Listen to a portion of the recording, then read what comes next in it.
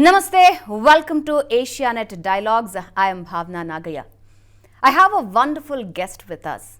His journey is like a fairy tale, not for him, for us.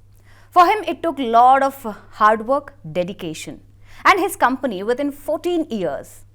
His company has become the second largest employer of India. So let's welcome Mr. Guruprasad Srinivasan, Executive Director and Group CEO of Quest Corp. So welcome to the show. Thank you so much, Bhavna. Thank you for having me on this show. Thank you, thank you. I would love to know about your journey, Surface, but let's go first with your company. Your company, as I mentioned, it is the second largest employer at headcount in India after TCS. Tell us about your company. Yes. So first and foremost, we started this company. We are now in our 14th year. We are just stepping into the 15th year of our existence. We started this company in October 2007 in a small three-bedroom house headquartered in Bangalore. Today it's a proud moment where we have reached, and 8 of us who started this company way back in 2007. We started as an HR company, and when I say HR, it is we had 3 line of businesses that we started company with. General staffing, then we had something called the lateral hiring or contingency hiring, which is the permanent hiring, and training. So we started our company with these 3 verticals. In a short span, when we started the company, we were just entering into a kind of recession in 2007 and 2008. Right. That's when we started diversifying our business. We did after our fundraise, we did our first acquisition in a facility management space. Then we acquired an IT staffing company, and slowly, we started growing, and country was also moving from kind of a permanent job. Temporary job was a kind of acceptable norm, and slowly the economies were opening up, and we were at the right spot at the right time. So that helped us to scale. And 2012, then our first investors who invested in us, after 5 years of investment, they were exiting, and that's when we had Fairfax coming in, and we are now part of the Fairfax group who invested in us in 2012. Then rest everything is a history. So we started building this company. So as we speak, we have 65 plus offices in India. We are the largest. In fact, if I were to take the entire headcount in India, we would be the number 1 in private segment. If I were to, because the comparison is number of employment created in India. So from that perspective, we would still rank number 1. And where we are today, we have almost about 470,000 people working for us. Slowly, we are inching towards our 500,000 mark. We are the creators of frontline employment. Right. When I say frontline, we hire people for frontline sales, feet on street, back office, data entry operators. We do inbound, outbound support center. So we are part of the prime, I would say, space as far as India is concerned in terms of creating employment at the bottommost pyramid. So that's what pretty much we are doing, and in a way we are proud on whatever we are doing for the country. So as we speak, we have 3 verticals, or 3 platforms. The first one, we call it as workforce management. The second one, we call it as integrated asset maintenance. And the third one is specific to global technology operations. And just this year, we carved out a 4th vertical, which is called product-led. So let me give you a little clarity on each of these platforms. Workforce is our largest vertical, where we hire people, train them, and deploy them onto the job. We are the largest in the country in this space. Workforce alone has about 360,000 people deployed into various frontline jobs for us. You walk into a store, you will meet our employee. Wherever I go, on a Sunday, if I were to go for a shopping, at least 5 out of 10 that I meet would be somewhere, either they will be delivering something to my house who are on our rolls, or when I walk into a store, I see them. I think that gives a different vibe every time. Absolutely. Or you walk into any airport, we'll see our people deployed there. So it's a kind of touch point that we are creating. And workforce is our largest vertical. The second category under workforce is our technology staffing, where we hire people who are into high-end, who work on high-end technologies for various corporates across. So that is, again, we are the largest in that space. We have almost about 10,000 plus people deployed who are powering a lot of application and coding for our customers. The third one there is the training, skill development. We hire, train, and the skilling is most important part of hiring. So we work with various government projects in terms of hiring mobilizing people, training them and deploying them. So that's the workforce all put together, about 350,000 plus people. The second vertical is integrated asset maintenance, where we take over asset of our customer and we manage them completely. So when I say asset, we take over the commercial shops and establishment, or we manage the end-to-end electrical, mechanical, plumbing, soft services, hard services, the perimeter guarding or security, digital surveillance. So in that space, we have almost about 80,000 people deployed working for us across various sites, and all these are B2B, business to business. The third platform is global technology. Under that, we have two kind of services. One is we do inbound and outbound support center. So if you are calling for any support for a bank back office, most likely it is us who will be serving you in terms of attending your call and solving your queries. Or if you are calling any support services for a telecom, most of the time, at least 6 out of 10 would be our people who would be supporting, in terms of what is required. The other business under GTS is the platform business, where we are the largest payroll services provider in the country, where we process more than 1 million pay slips for our customers. We take that as an outsourcing, run it, and then we deliver the services to our customers. So that's into platform business. Similarly, we also have an insurtech business based out of US. So that is another platform business under GTS.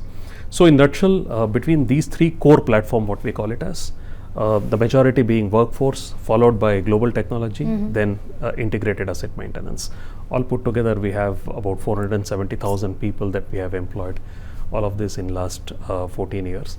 The last vertical, which is product-led, where we have applications that help us to hire. So we own the monster.com. It's owned by us for Middle East, India and APAC countries. It's the second largest job portal in the country. And we have footfall of people coming in for the job seekers come in to register, and then on the other side we have companies working with us in terms of acquiring candidates through us. So that's a portal that we invested in 2018, and we are now making that state-of-art technology to move from a simple job portal to a kind of changing an experience of candidate and recruiter on the product in itself. Plus, we have built another platform called QJobs for entry-level positions. So, for example, for blue collar, there is no portal that exists. There are many portals in the country, but we being the largest employer, all our mandates are visible for somebody who can come onto the application, find for the job within their PIN code that they want to. So that helps them to find a job much faster, quicker. It helps us because we'll be able to place a person much quicker and faster. So that's Quest all about. As I mentioned it before, it looks like a fairy tale. Very short time. You started your company by 2007 and it is 2022. Within a short time, the growth is phenomenal. So what is the secret behind? Secret is simple. Just stay focused and look what market wants, look what customer wants. I think, I keep saying this, we are in the best of times in the country. Our parents would have seen this, our kids will not enjoy this. We would have enjoyed a year Y2K. plus the kind of the technology transformation that is happening in the country is phenomenal. So I think all these somewhere is is layered on employment, and creation of employment is something, and we are in the right business is what I strongly continue to believe. Wonderful. So your company started manpower services before branching into other areas, but still it is known for its manpower services. Tell us about your company and other companies giving their contribution to solve the unemployment in India. How important these sectors are for India? Fantastic question.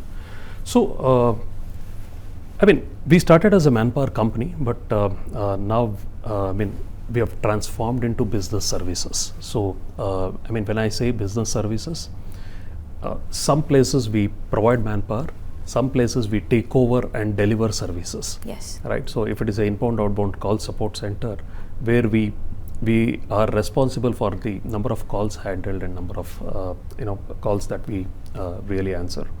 When it comes to integrated asset maintenance, number of square feet that we manage for our customers, irrespective of soft services, hard services. So you will not find a straight competitor for us in India across all these three. So today, if I were to look at, say, if I want to come over and take this studio completely, we can do end-to-end for you, starting from mechanical, electrical, plumbing, to people, to facility, to securities, to everything end-to-end. We can come as one shop stop and take over and deliver the services, including your food and beverage and cafeteria management. So that's the kind of capability what we are bringing. And this is captured as the business services more than people.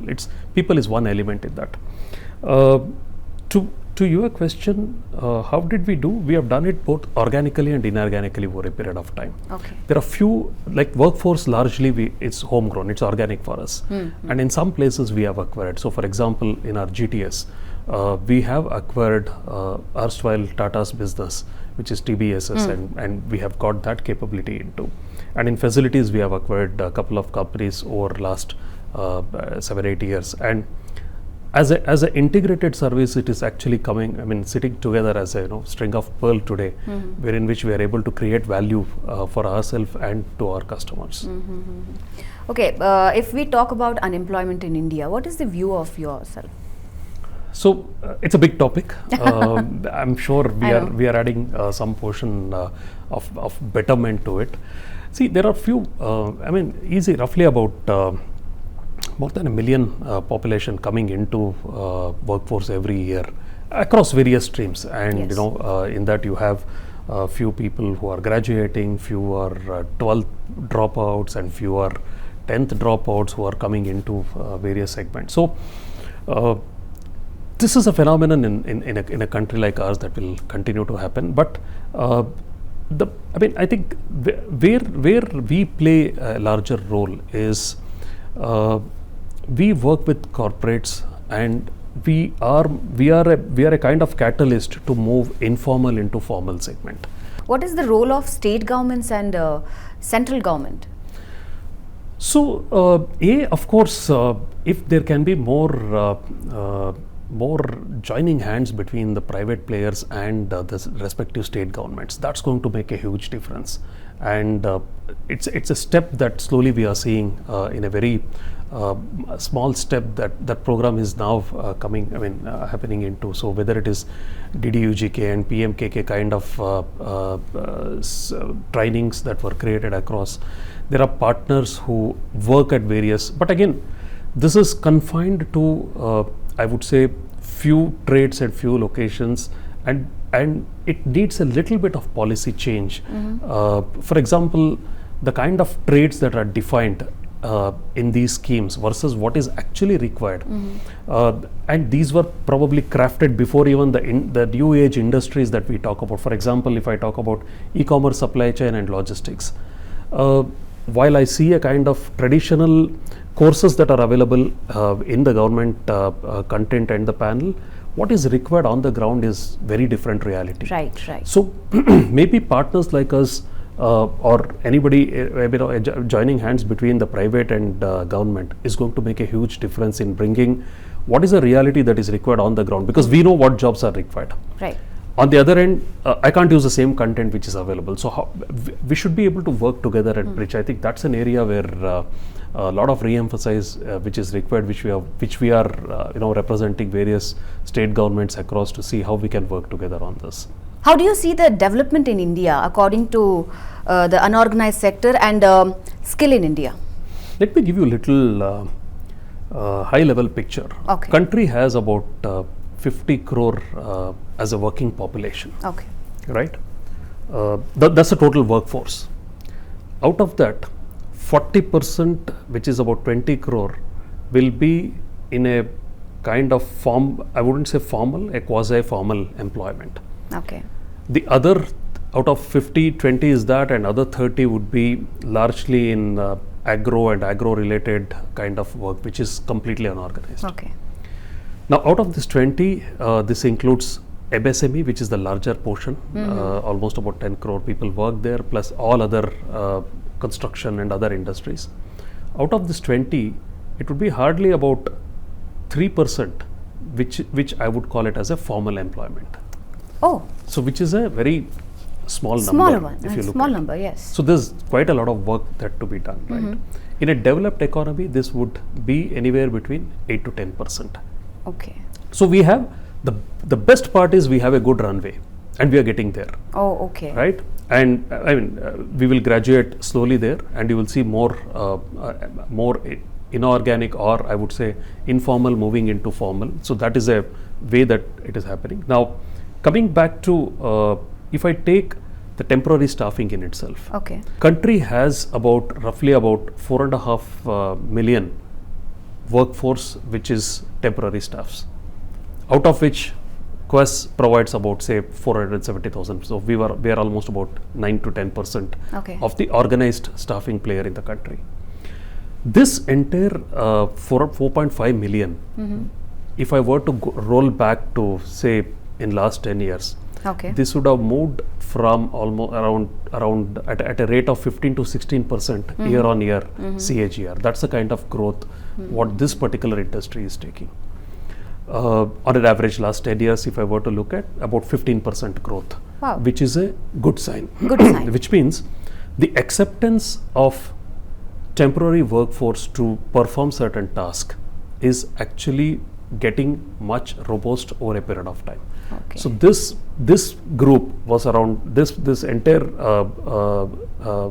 headcount that we are talking about 4.5 million. That was about 2.5 billion by 8 years ago. So it is almost doubled now. So which is a good sign.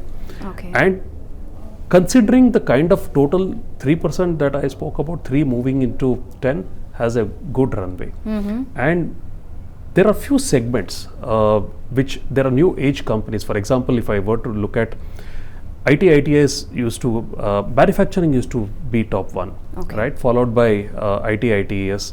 Then telecom revolution happened. So telecom took off good set of headcount, and slowly e-commerce and logistics and supply chain industry started.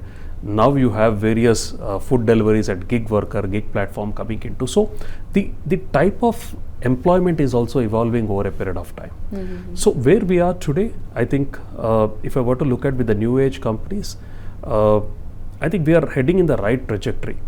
At least the staffing is considered as an industry, and people are willing to take the kind of jobs with all social security in place. It is a kind of accepted job, and it works well for both employers and employees. My final question: many businessmen express their disappointment that there is a huge gap between the private sectors and the government about understanding what has to be done. How to clear this? We really don't think there is a huge gap. There's no gap. Off late, what I'm hearing from government is they also have started working like corporates now. Okay. Right? So they are also fearful of their job. They are also fearful of. But yes, I think the kind of efficiencies that private bring in are much higher. The processes, the kind of investment that goes on technology is pretty quick, faster to turn around to their customers. So from that perspective, I'm sure there's private is definitely ahead of government.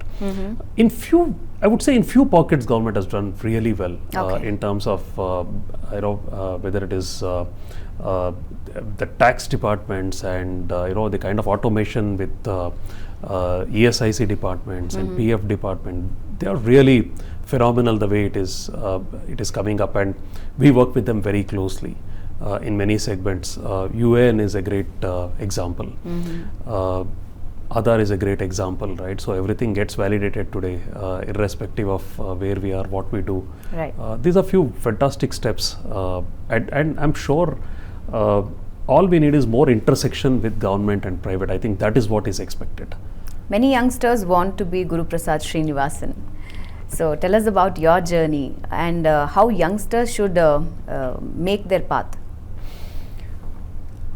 I don't think so. I'm any different than anybody else. So I think what one can focus is there has to be this entrepreneurial spirit in an individual, and that changes. Rest all doesn't really matter. If we feel that we got to achieve something, and if you have an entrepreneurial spirit, I'm sure, I think it is easy to do. It is not difficult.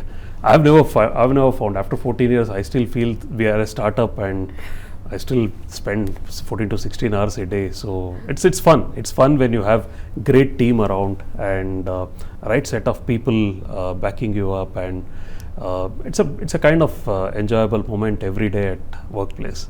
Thank you so much, Mr. Guruprasad Srinivasan, talking to us.